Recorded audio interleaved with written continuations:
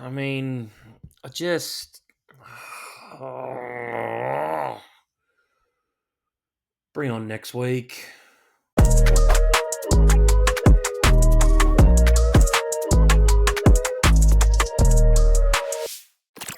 What's going on, guys? Burgz back again for another week of tips and predictions here on the Casual Athlete. This week it is round 15, and we only have the 5 games to go through.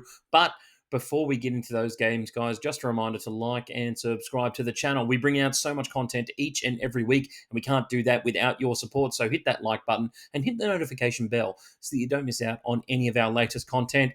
What a round 14 was. We managed to get 5 out of 8 tips correct, and we will go through them in just a moment. But guys, some upsets this week didn't go according to plan. Really thought that some of these teams would pull up their socks and grab a win right when they needed to, or right when you expected them to. That wasn't to be the case, and I will get into them right now, guys. As I said, we ended up with 5 out of 8 tips correct, and it started all the way back on Thursday night, where the Manly Seagulls went up 16-0 on the Knights, and I thought this game was done and dusted. I thought the Seagulls were going to run away and get that 13-plus margin that we thought was going to happen. But the Knights, they had a different plan in mind for the end of this game. After getting booed off by their own fans at halftime, they came out with a second-half blitz and really just ran away with it in the end. The Seagulls really didn't look like they had much in the tank. And going into Golden Point, I was confident that the Knights were going to get there in the end. We move on, though, and unfortunately, we didn't get the first tip of the round right, but we got the Storm right against my own team, the Cowboys there.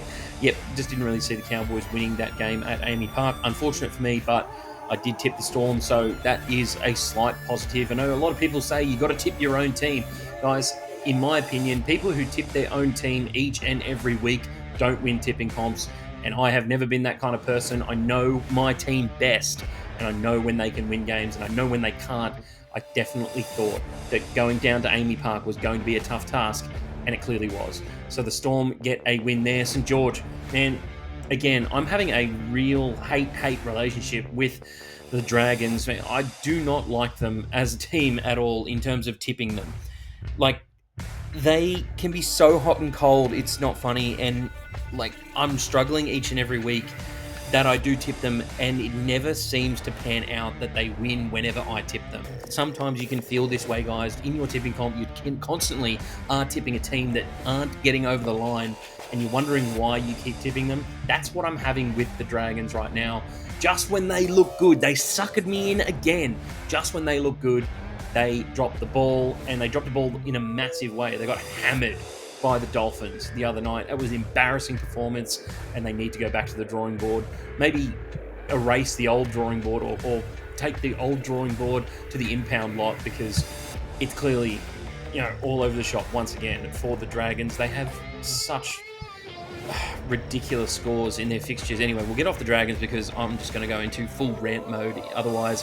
Moving on to the Warriors, and this was interesting for me considering the Warriors were outsiders in this game. Was pretty confident with them going down to Shark Park. They lost Wade Egan as well for this game. Big changes to their forward pack, and they still came out on top. This Shark side, man, they are just the biggest pretenders in the competition. I think there's no doubt about that. The last few years, they have really struggled to get over the hump, and I think everyone has expected them to win a premiership. This year, I had them winning the premiership. They have the best 1-17 on paper, but it's just not translating to the field at the moment. The Warriors, though, love seeing them at the top of the table. It's really good to see the emergence of teams like them and the Raiders, who we will talk about in just a moment. But before we do, let's get onto that Titans game.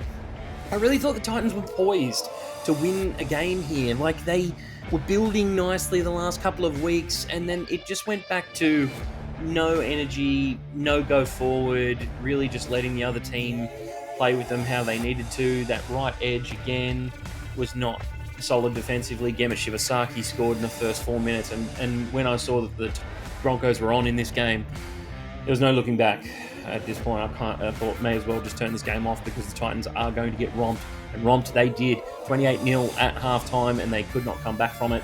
The Raiders, man, again, another comeback. I love watching this Raiders team. They can hurt you from anywhere. They have the speed on the edges, they have power in the forward pack, and they have a really solid halves pairing. And this was almost I would say Ethan Strange's best game in the NRL so far in his 2 years. And he is only 20 years old. Imagine what this kid is going to be. I loved Jack Whiten when he played at the Raiders, but I think this kid is going to be even better, judging by the performance he had on the weekend. Just took over that game and really stood up for the Raiders, especially going down 12-0. The Panthers, they held on against the Tigers, and there wasn't without controversy, don't get me wrong. There was a few penalties in there that really could have gone either way, but the Panthers managed to capitalise, and I did tip them in this one, even though the Tigers have been pretty good against them in the last 4 seasons.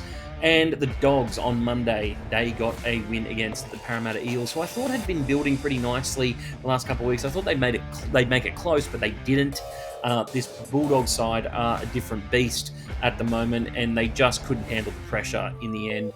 The Eels, once the game was gone, the game really left them at the end of the game. They let in a lot of tries towards the end, and score blew out a little bit, but the Parramatta Eels can hold their heads high. That first 40 minutes, they really stuck true to a really solid game plan, and their defence was very stout.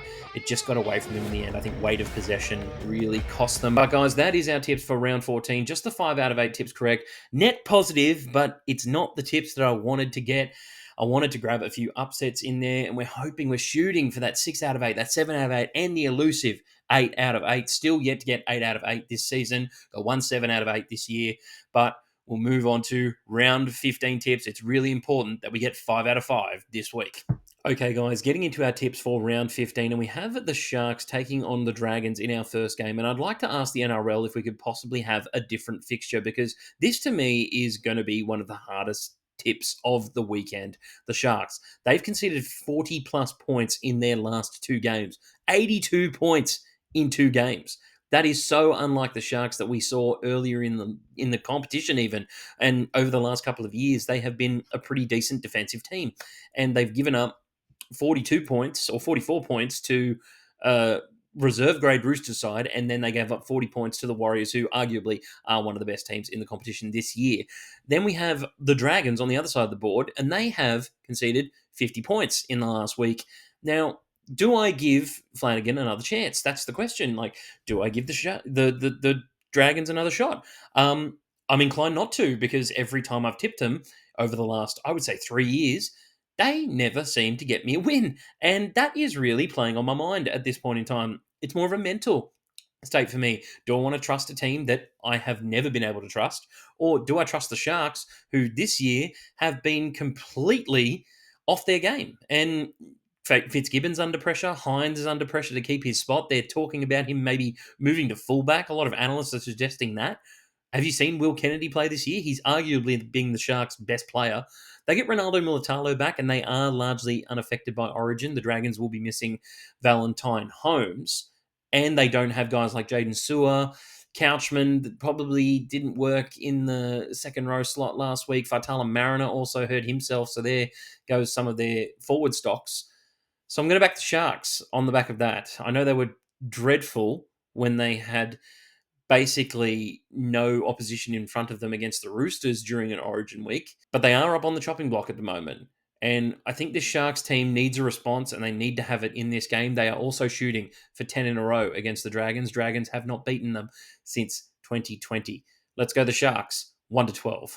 The next game up for round 15 is the Titans taking on the Manly Seagulls up on the Gold Coast. And if I was a betting man, I'd be putting money on the overs for this game. It always tends to be a pretty high-scoring affair.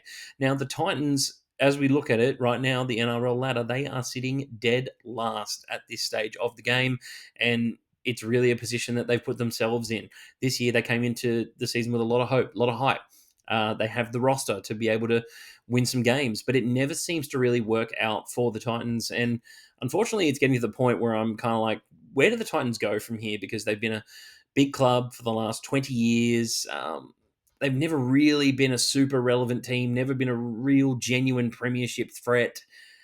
I mean, not even in the last 15 years, you could say that. I think early on, they signed some pretty old, like very relevant players, but other than that, they haven't really had much success as a team. And you just wonder from a franchise point of view, where do they go from here? Because if they end up with the spoon again this year, then it just looks dire at this point, and they don't really have a big solution on the way. They've got guys like David Fafita refusing to play at this point in time, having arguments with medical staff about his own fitness when they've cleared him to play.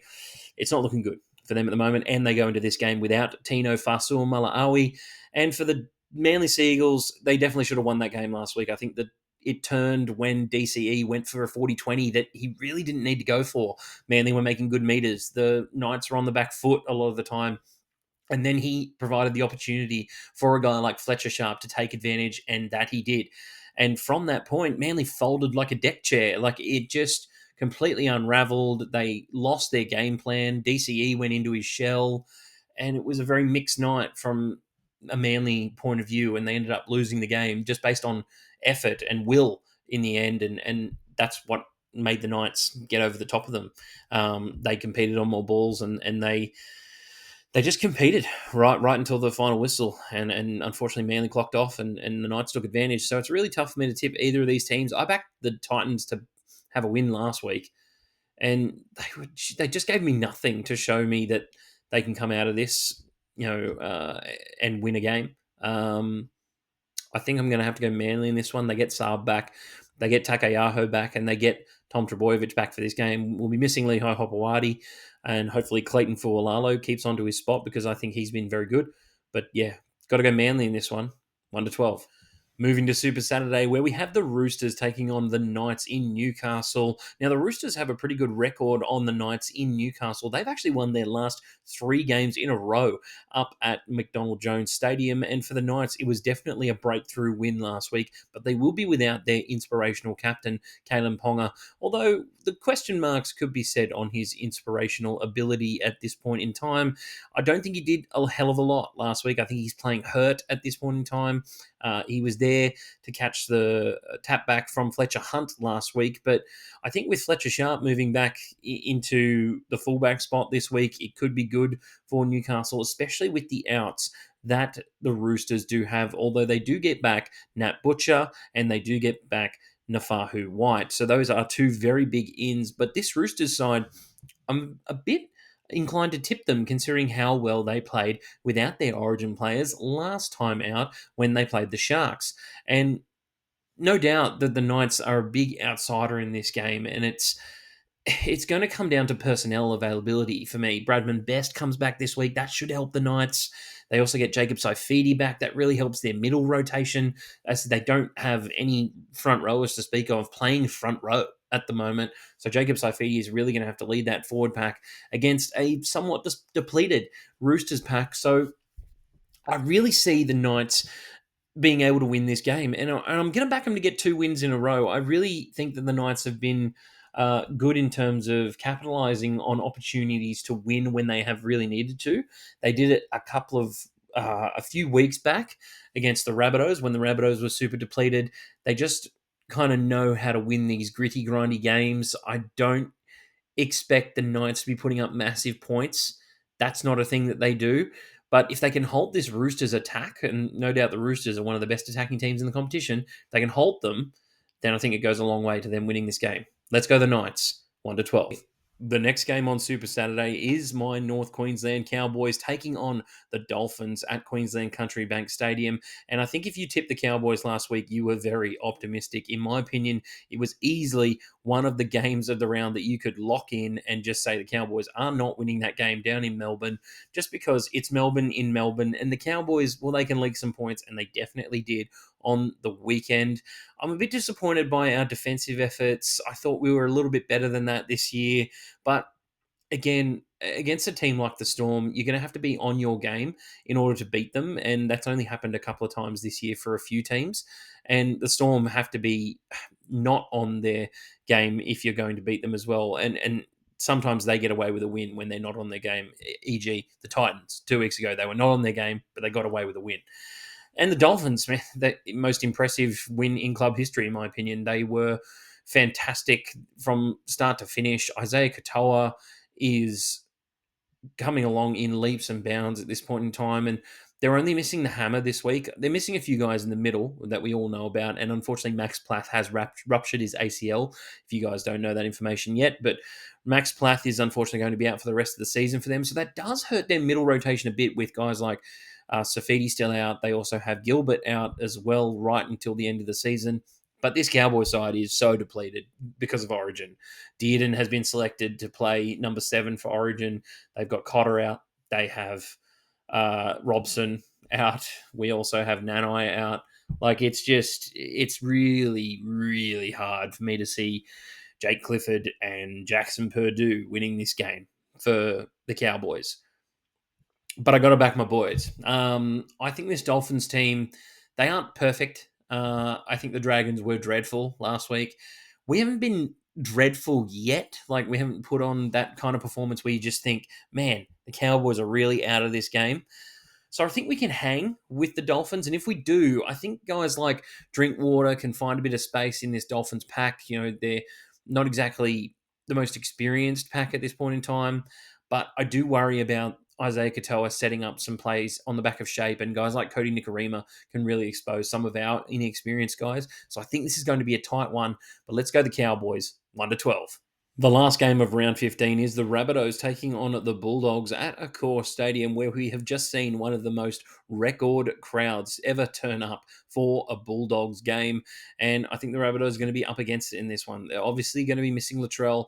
Keon Kalamatangi has been called into the squad for New South Wales. To be fair, I don't know what he has to do in order to start or at least be selected on the bench for Origin. I consider him a better player than guys like Max King, Utoka Manu. I think he's better than Spencer Lenu as well. And I just think that his versatility to play anywhere in that pack really gives you a lot of coverage. But that's just my quick opinion on Keon Kalamatangi. He's been outstanding this year for the Rabbitohs. Scored a try again on the weekend, and they looked great for the first 20 minutes of that game against the Raiders, and it all fell apart from there.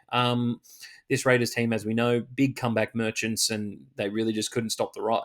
Unfortunately for the Rabbitohs, they couldn't fix the leaky gates, and it kind of blew out towards the end of the game. They kept it close for a long period, though. And the Dogs, they got a big win against Parramatta. Again, similar sort of scenario. They were very close with Para a lot of the game, and then it kind of blew out towards the end. Now, for this game, they won't have Matt Burton because he will be 18th man for Origin for the Blues, and that's really about it aside from Stephen Crichton. And they get 2 huge ins for them this week. Satili Tupanua is back, and Jacob Preston is available for selection after his lengthy suspension. And no doubt he'll be chomping at the bit to go at this Rabbitohs side, who they beat 32-0 only a few months ago.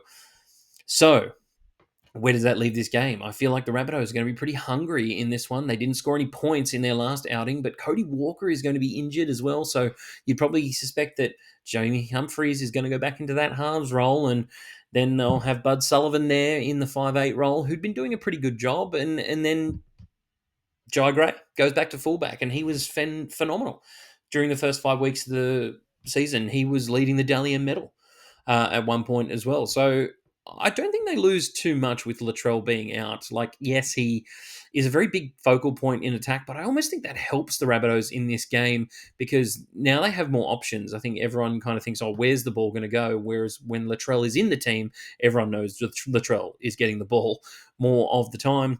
And for the Dogs, it'll be interesting to see them attack without Matt Burton. I thought he had his best game in Bulldogs colours this week, to tell you the truth. I thought he was phenomenal and easily earned that Blues 18th man spot. It's a tough one for me, but I'm actually going to go the Rabbitohs. I think there's been a lot of upsets this year, and I think the Rabbitohs have a big shot in this game, and I don't know why they're such massive outsiders, probably because they haven't really had a good win in a while, but I think the Rabbitohs can get this one done against the Dogs. They're going to be missing their spiritual leader. They're going to be missing one of their prime halves, and Galvin's still going to be learning the systems as well, and they can really take advantage of that. Let's go the Rabbitohs, 1-12. So guys, that's it for the video this week. I hope you enjoyed it. Let me know your tips down in the comment section below. Please make sure that you like and subscribe to the channel, guys. We can't do any of this without your support, and we do very much appreciate it. So hit that like button and hit the notification bell so that you don't miss out on any of our latest content, and I'll catch you on the next one.